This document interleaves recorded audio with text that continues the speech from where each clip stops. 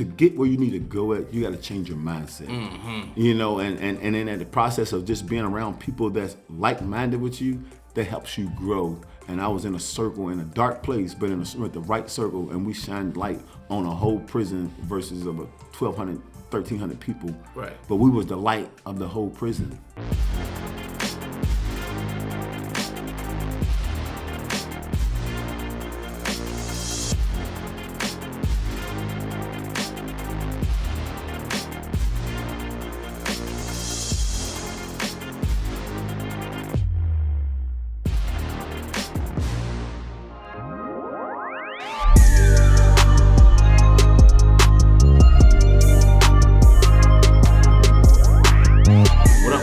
What up? This is Travis Believes, and I got a special guest. I can't wait to dive into this story. It's Dale Robinson, the Guru. What's up, man? What's going on, man? How you feeling? Shit, chilling, man. What's going on with you? Man, I heard joining times, you know. Okay. Checking out Austin a little bit. Okay, baby. You know. Yeah, man. So, I really love your story, man. I really love where you came from and how you developed into, you developed something special. You know what I'm saying? You did something that not many other people could do. Came from the bottom. Now you're a successful entrepreneur. I want to dive into your story, man. So, who's Dale Robinson, man? Tell me about him. Where does he come from? What's going on, man? Yeah, Dale Robinson is from Frankfort, Kentucky. I have 3 kids, 2 sons and 1 baby girl. Dale Robinson is an entrepreneur, a business owner, influencer, an author. Most importantly, I'm a dad. That's one of the most important things that I really take really seriously, is about being a dad and being the right father figure for my sons and my daughter. So Dale Robinson also is a professional speaker that his thing is to inspire people to ignite the fire that's already burning inside of them. So that's how we get to becoming the Guru. Yeah, the Guru, man. Dale Robinson, the Guru. How did you get that name, man? Well, I got the Guru from spending 10 years in prison. I was shipped to Fort Dix, New Jersey, and this one kid that I used to work out with, they say, man, he ain't gonna work out with you during the winter. It's gonna be cold, And they kept saying, he's like, nah, I'm gonna work out because I'm working out with the Guru. And the name stuck. And so, then as it went on, I ended up coming up with a name. That's my name of my gym now, Guru Fitness. And what does Guru stand for? It stands for Generate Unique Results Ultimately. It's a lifestyle, not a fad. So, and as I started working out with him, and then I just started walking the track with this other guy I know, and he was like, hey, like, why not just open up a gym, and transform people's lives through fitness. So that's how Guru and Guru Fitness all transpired from in prison. But the acronym actually, it came from my cellmates. It was like 11 of us, and we sat around during count time. And as the count time, I was like, listen, we need to come up with acronyms for this. And they all pitched in and helped, and we come up with Generate Unique Results Ultimately. So I want to get a little bit into your story, right? So you come from Frankfort, Kentucky? Mm-hmm. Okay, what happened? What happened in terms? Where did you grow up? Like, how did you grow up? Was you, was it? I grew up in it was a 2-parent household, but my dad was more of a street guy. He was very intelligent, very street guy though. My mom worked at Kentucky State University, worked a lot, but she never was able to be there a lot for us because we all played sports. So she kind of missed a lot of the games. But I ended up playing basketball and football in high school. I ended up going to Western Kentucky University, playing football, playing quarterback.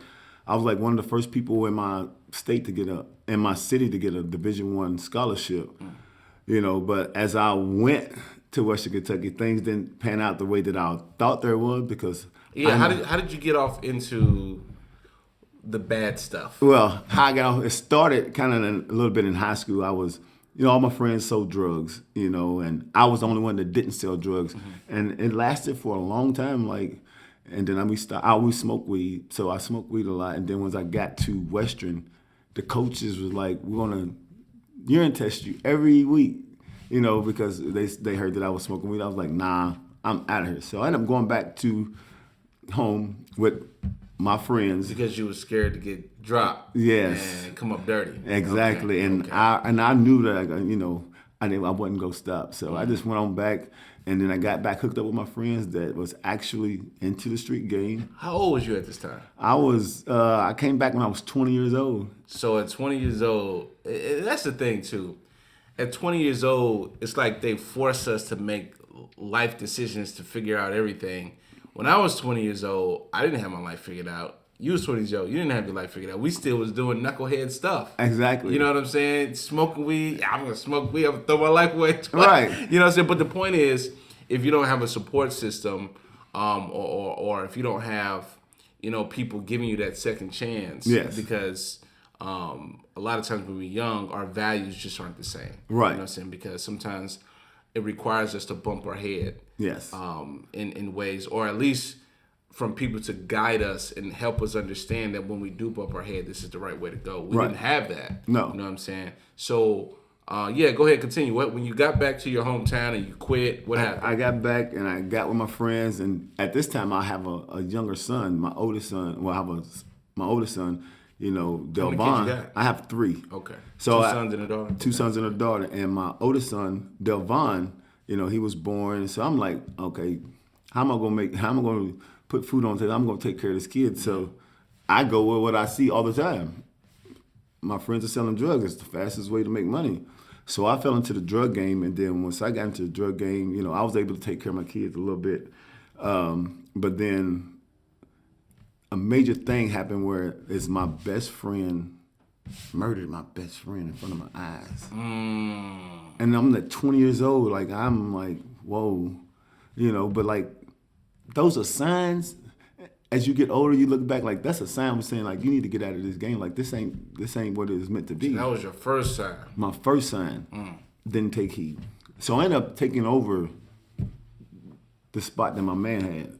So when your best friend murdered your other best friend, you took over which spot? The one that the guy that sold the drugs. I took over his spot and took it to a whole nother level. But I'm saying the one that died, you took over his yes. spot? Okay.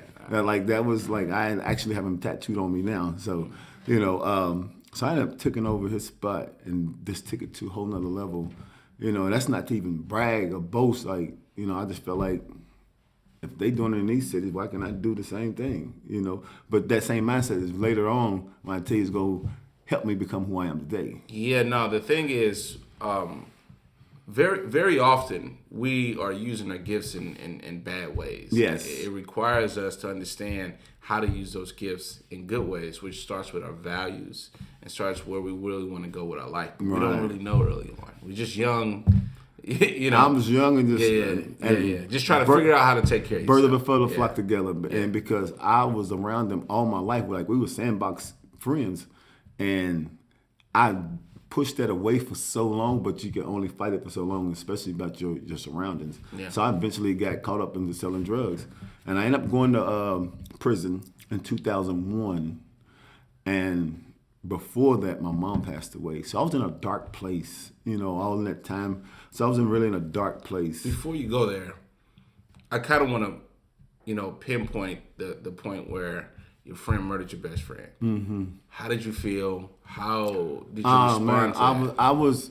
I was devastated, and I really was in a bad situation. Like, did you end up getting into it with the other friend, or how did I just didn't take sides. I couldn't take sides. Like, in a small city, I couldn't take sides. So he ended up going to prison, and my friend passed away, and I'm stuck in the middle.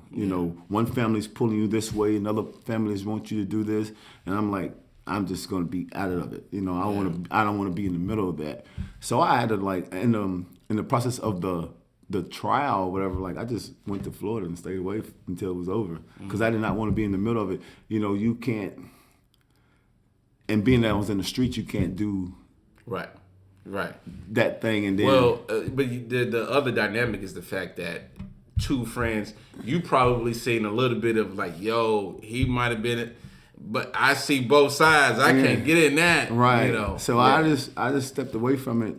And it was hard in my city, being that we have a small city. Like, it's not like you can dip and dodge, but you're going to see somebody and they want to say something about it. I'm like, listen, I'm not in the middle of that. Like, And it was hard. Like, it was hard. Like, it was like, do I do the right thing or do I just stay out of it? You know what I'm saying? Well, what is the right thing in that situation? Well, being that at this age and understanding, like, you see somebody lose their life, like, you don't want to be. It's hard to decide. I get it. Yes, I get it's it. hard as that. So I get it. Yeah, I get it. pushed back away from that and got out of that. So yeah, you know. So you left, then you came back when stuff flew over a little bit. Then what happened? What happened next? Not just with that, just period. What did you? You took over the spot. I took over the spot. Took over different cities. You know, started selling major drugs in Lexington and Louisville, different areas. And then I ended up getting popped in 2001. So, but before that, like, we ended up losing like $1.6 million in a drug transaction. And I ended up getting shot the same day that we lost the money. Was it a setup? No, the driver was actually taking the money to Florida, and I actually was in Bowling Green back to seeing some of the guys I played football with. And I ended up watching a fight like you shouldn't be watching, and the guy just started shooting, and I'm the one that gets hit. And I don't even think that I'm actually shot. I think somebody just like hit me over the shoulder. You know, my shoulder was aching, but then I look and I start feeling like, oh man, I got blood. Yeah, sometimes that, I was grazed before. Yeah. I was never shot, but I was grazed before, and sometimes it's like you don't even feel it until like afterwards. Yes, because it's so instantaneous. Mm-hmm. It's like your body doesn't catch up to it till later. Yeah. So I ended up driving myself to the hospital and all that stuff, and then the police won't come and see you. Why you did? I'm like, listen, I don't even know the person. I couldn't tell you nothing if I had to. Right. So, then after that, then I went to prison in 2001. I did 5 years, and I didn't learn nothing. Because you was making too much money before. Exactly. I didn't learn nothing. I went there, did the time, and like, okay, I got it figured out. Did you have to do the whole 5, or you did like? I did 3? like 4 and some change, yeah. because the feds make you do 85% of the time. You didn't get out early though. No. So they usually have some sort of. It's called a program. They allow you to get out a little bit early. Yeah. Which I'm kind of blessed that I didn't take it the first time. So you did it the same time. Yes. Because you could only do it once. Yes. Right. Yes. Yeah. So. I actually got out 2005, and now this time by this time I have 2 boys. I have Delvon and I have Wandale. Wandale is 4 years old when I get out. Delvon is. So your girl 9. was pregnant. But the beauty is, not the beauty, but different. I have about 2 different girls. Oh, I see. I have a kid by a different lady. And the funny is, all these ladies are different parts of my life. Mm-hmm. Like Cornette, Delmon's mom is from when I was in high school. Vic is from when I was in the game. And then Eliza from Taylor is when I am now. Mm-hmm. So all my kids represent a different part of my life. Yeah. So I ended up getting out, and I was out for like 19 months. And got back in the game. I was back in the game before I even got out of the halfway house. Yeah. And I was 19 months. What? How come you didn't learn your lesson the first time? Because I didn't see. I don't think they gave me enough time. I'm gonna be honest with you. I was like, oh, this is nothing. Like, it's a little smack on the wrist. Like, I got it under control. Like, I won't do the same thing that I did last time. I'm gonna do things a little bit different. Mm-hmm. And as you young and you think you know it all and you have it all figured out. And you feel like you had a reputation to uphold. Yes, and like you can't have your kids live in a certain way, and you got to have this type of car. You got to be able to uphold your image at the end of the day. But why did you think that was the only way out? Because that was the only thing that I really seen growing up. Because all the people that I was admired was people that sold drugs. When you go out, I knew Michael Jordan, but like, I could connect with these people here because they came from the same place I came from. Right. They looked the way I look, and they had money, they had cars, they was doing, whatever they want when they want. And I feel like, okay, that's what I'm supposed to be doing. So the second time, tell me what happened the second time. You got out, you started back in the game. What happened? I got out, I didn't last no longer than 19 months. I mean, I got out 19 months, went back 10 years. Now, this is the part. Yeah. Why was this different? This is different because the relationship that I have with my youngest son, I mean, like, you know, everybody got like Batman, Robin, you know, Jordan got Pippen. Well, my son was like my Robin. You know, we was like together every day. Everywhere I went, he was with me. If I was doing something wrong, then he couldn't go with me. But like when I wasn't doing nothing wrong, he was with me everywhere I went. And it was to the point where if I came home and I didn't take my shoes off, he would take my shoes off and be like, Dad, where you going? Mom could go anywhere, but Dad, you can't go. I want you to be here with me. So I never had to tell him that I was going to be gone for 10 years. And I didn't want her to tell him. I wanted to tell him. So she brought him up to the county jail that I was in. I had to look at my son through the eyes, through that glass, and tell him, like, you know, your dad ain't gonna be able to take you to football practice no more. Your dad ain't gonna be able to take you to Chunky Cheese no more. And that's what broke you. That's what broke me, because when I had to tell him, his tears, like, welded up. You know what I'm saying? Like, and it was like, I crushed my son, like, you know, and not to even get emotional right now, but like that's that feeling, you know, that every time I tell a story, like it brings that feeling, because I know what it's like and I understand the pain that he had, and I'm like, I'm gonna be gone for 10 years. And then when he cried, I walked away from that glass, and that's when I said, I'm gonna come back a changed man. Yeah. And I made every point to come back a changed man. Coach Lynch says, in order for something to live, something got to die. You right. And it sounds like to me that was the moment where you decided that the old you was dying. Yes. You got to kill the old you to get to the new you. Yeah. And I had, and that moment right there is what killed the old me. And I walked away. I didn't even have dreads at the time. I had like a low haircut. And I came back. I had these long dreads, new person, new mindset, everything. I'm going to be a better father. I'm going to be the role model that he needs, that my other son needs. So they can say, like, no, my dad was there. He was the man. He did what he was supposed to do. Because I don't need my kids growing up where there's another man as a role model or that they're a superhero. Like, that's my job. That's why I brought them into this world. So, all right. So what created this new value system was a drive to take care of your kids. Yes. Right? So tell me about this process that you went through in jail, right? Tell me about what happened, the ups and downs. Like what ultimately got you to? I understand that you know your child was the breaking point. Yes. But what was that process like of going through that change? Because I know it's hard. You can't just quit that old lifestyle that quick. It still requires some refining to do to overcome. You know what I'm saying? Right. The mental blocks that you may have that makes you to still want to. I still want to impress some of these people. I still want to. How did you overcome this stuff? So as I'm getting sentenced, I get shot to Manchester, Kentucky, and you know I'm on it. I'm working out. I'm doing my thing, but then I started like just taking full responsibility. I had to take ownership. Like I had to take ownership for the things that I did. Extreme ownership, regardless if they told or if they didn't tell or whatever. But at the end of the day, I had to take ownership for my role, because if I wasn't selling drugs, I wouldn't put myself in a position for them to be telling on me. So I got to take my responsibility and take ownership for the things that I did. And once, so somebody told on you. Yeah, I actually got set up.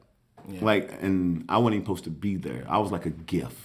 Snitching is part of the game. You know what I'm saying? So that's when you realize that when you in the streets, as much of a code you may live by, the streets don't live by that same code. No. Snitching is part of the code, even when people don't even realize it, because it don't matter how real you is. Right. Somebody's still gonna snitch on you. Yeah. You ain't got no control of that. No, none at all. So go ahead. Yeah. So, you know, as I start taking full ownership, you know, I had to start reevaluating, you know, how I looked at myself and how I did things and my values, you know, and what really meant the most to me. And I figured, like, if I can't take care of myself and get myself together, then I cannot be the father that I was supposed to be for my kids. So I got to start with me. So beyond anything else, everything starts with you, and it grows from there. So I ended up getting there. Then they ended up shipping me to New Jersey, which, at the time, I was putting in to go get a transfer because you stay out of trouble, you get transferred, right? So I was like, just send me close to Lexington so I could be close to home. I get to see my kids.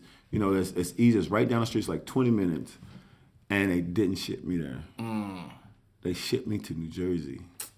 That's over 500 miles, which is the thing. So at the time, I'm like, why are you sending me to New Jersey? Like, I'm right here, like right down the street.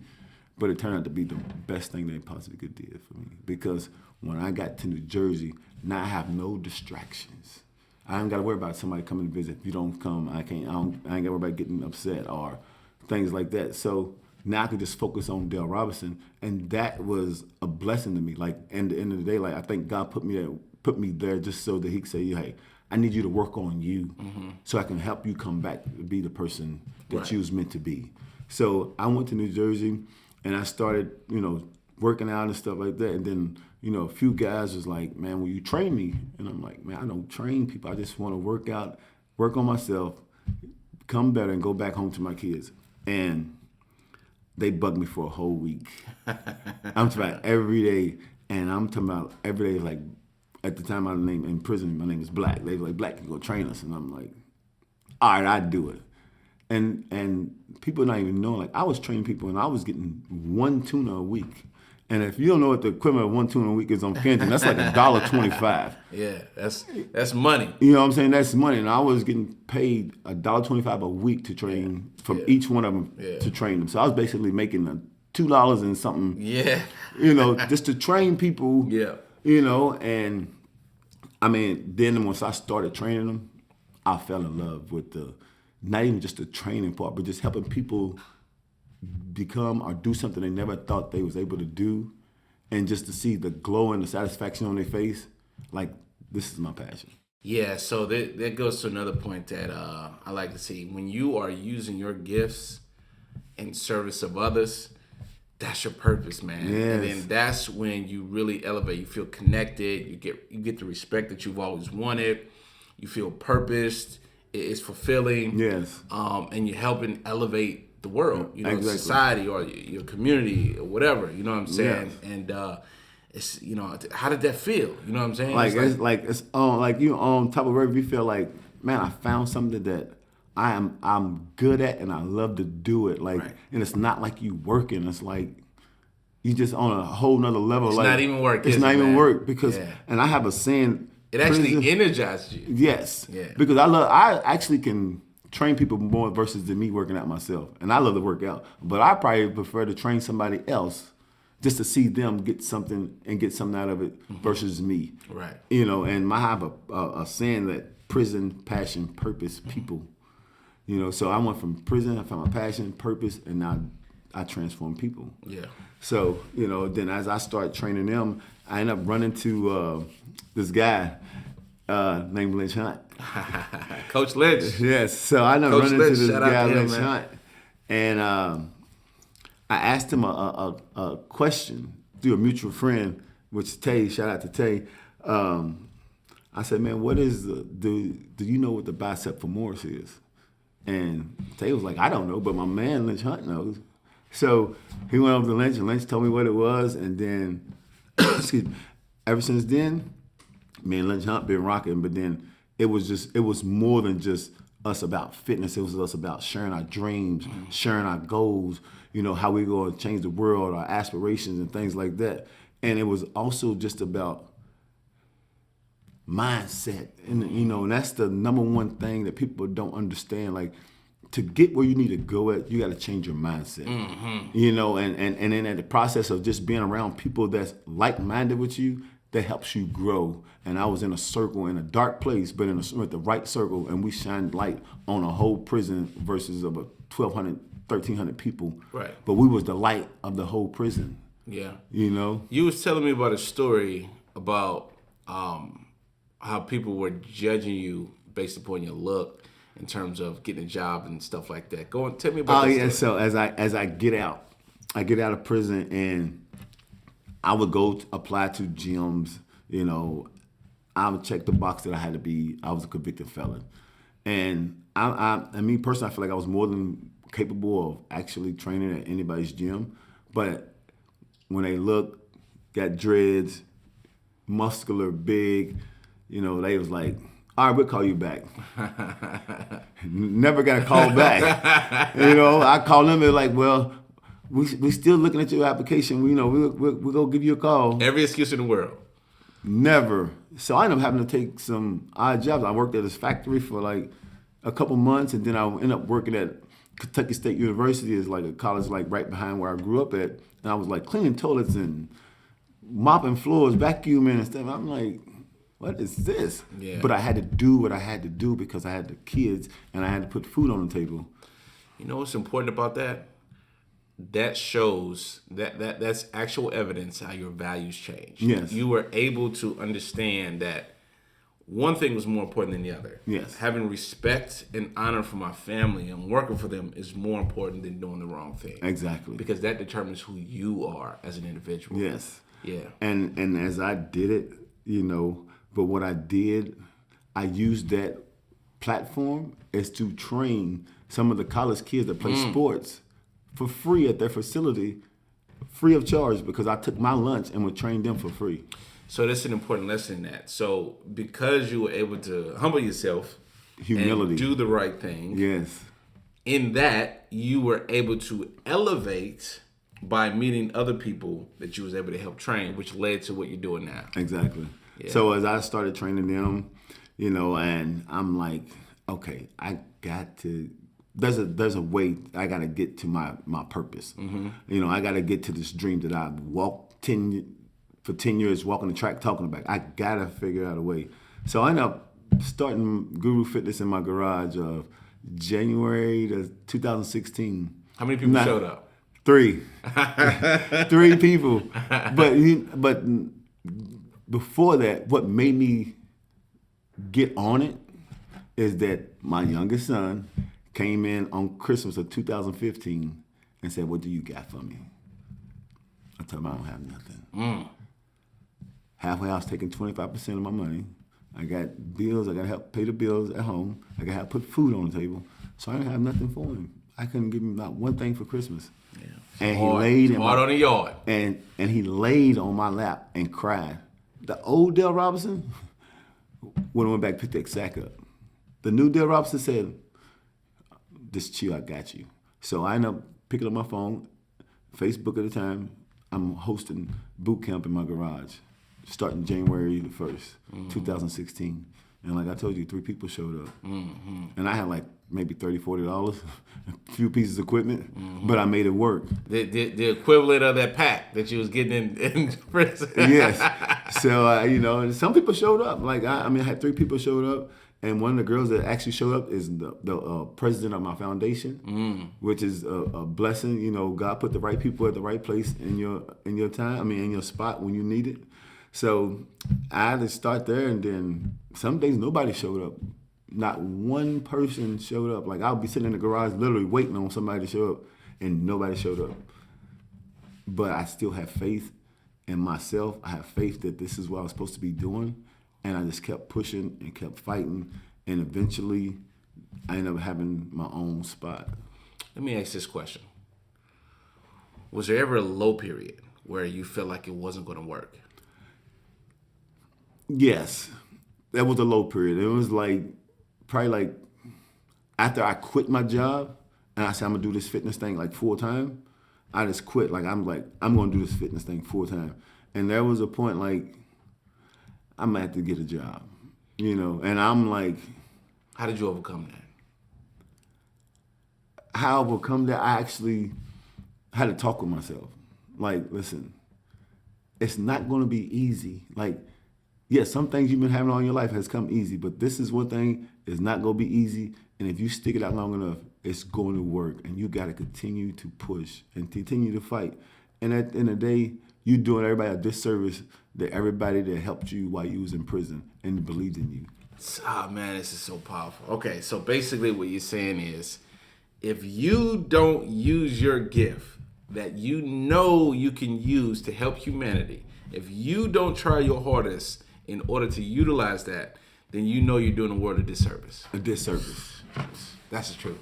I'm totally doing a disservice, not just the world, but I'm doing God a disservice because He gave me this gift. Mm-hmm. And when He gives you a gift, it's not always going to be the easiest route just because He gave you this gift. He's wants you to use your gift, and sometimes He uses His warriors and give them the toughest assignments. Sometimes so they can show a testimony like this is what I do. Like this is who I am. So when you get in front of other people, you can use that testimony so everybody else can see like it might not be easy, but you just gotta keep fighting and keep pushing and have resilience and being perseverant and continue to fight, and things is going to happen. Right. So. Yeah. Dang. So okay, you're going through tough times. You had 3 people. When did you start seeing that upturn? When did it go from, okay, this is hard to this is starting to work? All right, and I ended up coming out of my garage, which me and one Dale's mom ended up getting splitting. We ended up separating at this time. So if we separate, I can't run the gym out of the garage. So I ended up getting a call from a gym that was just opening, and they allowed me to come in there and train. I would pay them a fee. And it worked a little bit, but then I started running 90-day challenges. And when I ran my first 90-day challenge, I had like 72 people in one class. What made you do a 90-day challenge? I actually talked to my friend Lynch. I talked to my friend, and that's the thing, you gotta have good people around you that's gonna push you and uplift you in the process. Network, yeah. And he was like, listen, bro, run a 90-day challenge. And I started a 90-day challenge, and it took off. It took off, and I had like 72 people in one class, and it worked for a while. But then it was so many people at the gym in the back of the space that the people at the gym started complaining about. We got to change, we got to change the time to a different time slot. Wow.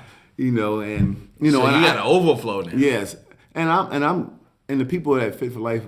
Shout out! I'm super grateful for the opportunity. Like they're part of the journey, But they end up kicking me out, which is fine. Like I got kicked out, and the same day that I got kicked out is the same day that I signed for my own place. I signed for my own place the same day they kicked me out, and one door closes, another one opens. Another one opens, but in between that, a guy that my son was dating his daughter as a preacher. They had a gym because I was in the middle of a 90-day challenge when they kicked me out. He allowed me to use their gym to finish my 90-day challenge in the church until my spot was ready to actually open up.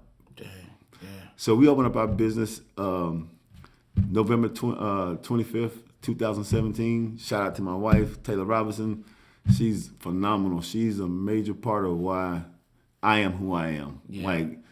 Getting with the right woman. Yes. Can focus your energy, can focus your craft, keep you in line. Yes. Yeah. I mean, because it came to the point where she actually quit her corporate job to help Guru Fitness grow to where it is today. Wow. Yes. Yeah. And she had worked herself all the way up to one of the top people at her company, and she gave it all away just so she could help me live my dream. And I commend her like 120%. Like she's the best. Yeah. Yeah. If you have the right woman behind you. Yes. You feel unstoppable because this is somebody you're sharing your dreams with. This is somebody you're sharing your life with. Yes. This is somebody you're sharing all your pain, your heartache, and your success with. Yes. Right? When you have someone like that supporting you, it puts you on such a path. It's almost like you can't fail. As you are so right. It's like when I seen that she was all in, it's like it's a no-brainer, and everything just started elevating to a whole nother level. The brand just totally changed when she got behind me 120%, and she's like, I believe in your vision. I see your vision, I believe in it, and I want to be a part of it. Yeah, getting with somebody that believes in your vision, believes in you, that can compliment you, help you elevate.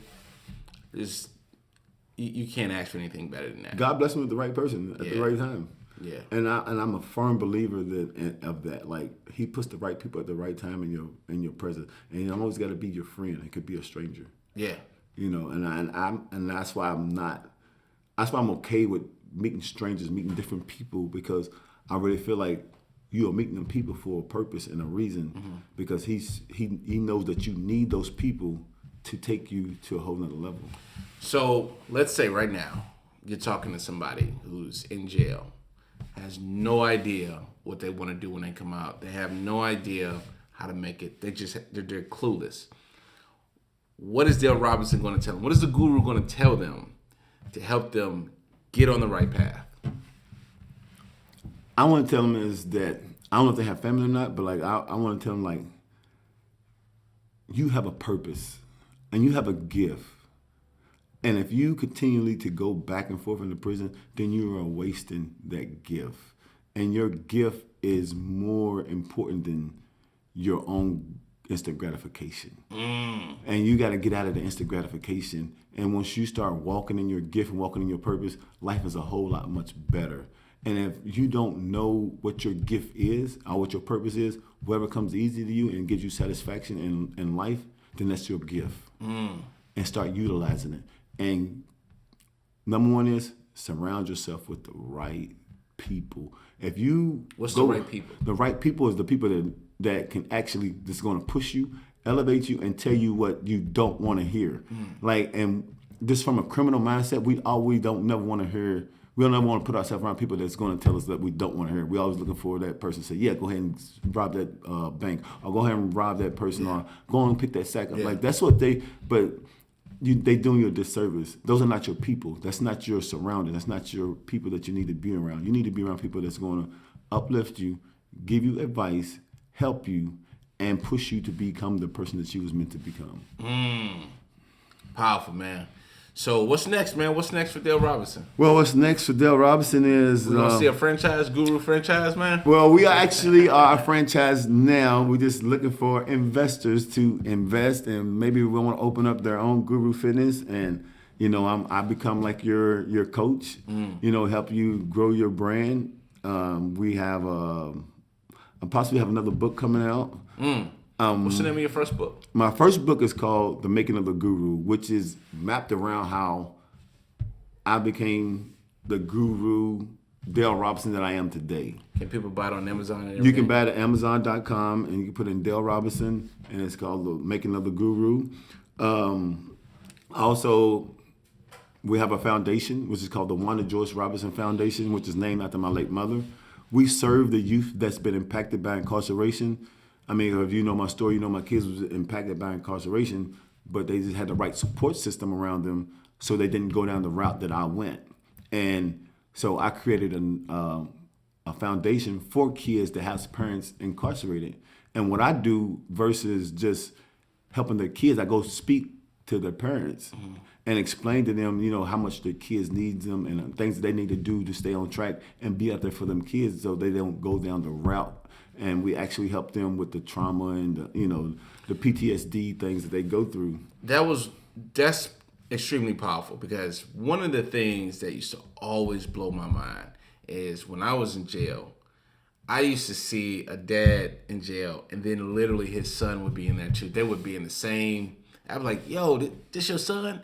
That happened way too many times. Yes. You know what I'm saying? I'm talking about more times than I can count. I definitely. I'm talking about, you see a dad, he might be 35, 36, 37, and his son is 17, 18 years old in prison with him.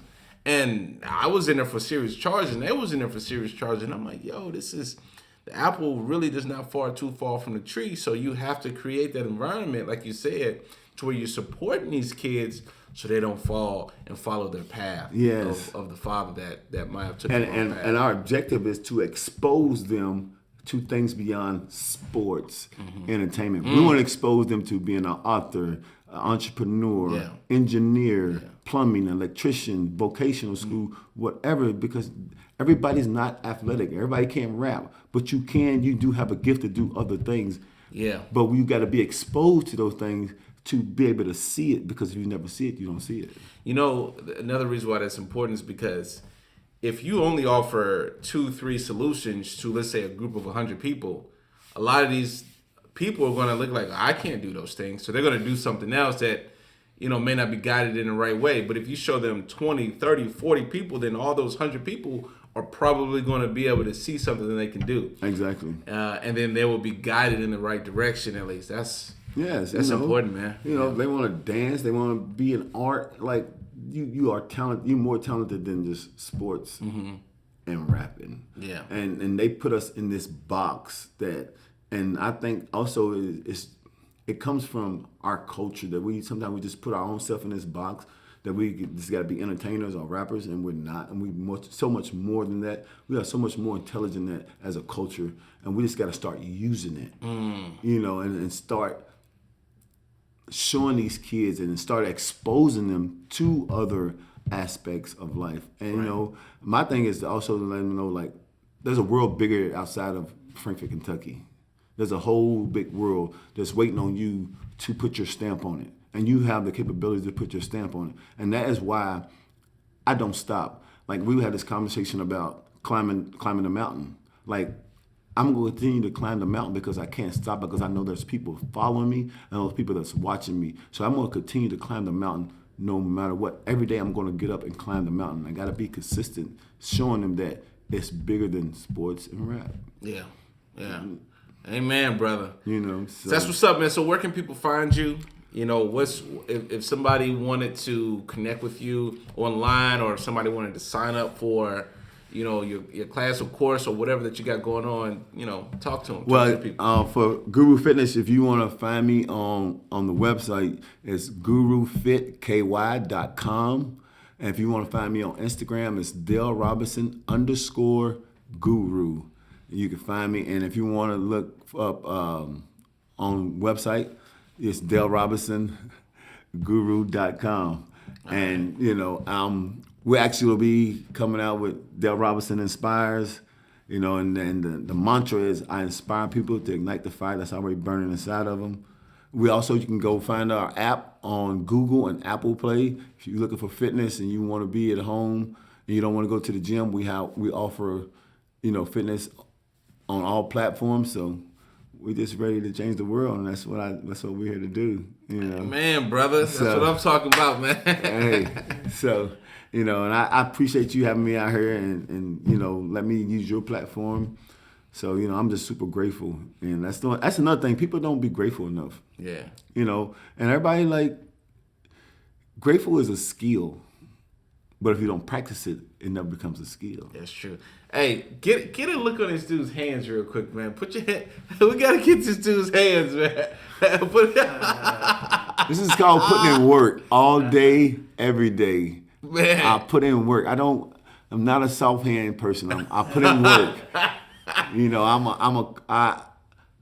do a lot of fitness. I wouldn't say I'm a CrossFitter, but I do a lot of CrossFit. I've been nationally ranked a few times in my age division. We're gonna call you the fittest man in Kentucky. I take that. The fittest man in Kentucky. Yes. So KY's finest. Here we come. All right, brother. Well, we appreciate you being here, man. This is great, man. I think there's a lot of jewels and gems that we're gonna be able to use, man. So this is good money, man. Appreciate you, homie. And one last thing for the people, listen, know this: relationships and information is more valuable than money. Remember that. Relationships and information is more valuable than money. Remember I told you that, Dale Robinson. Amen to that, brother. Yes.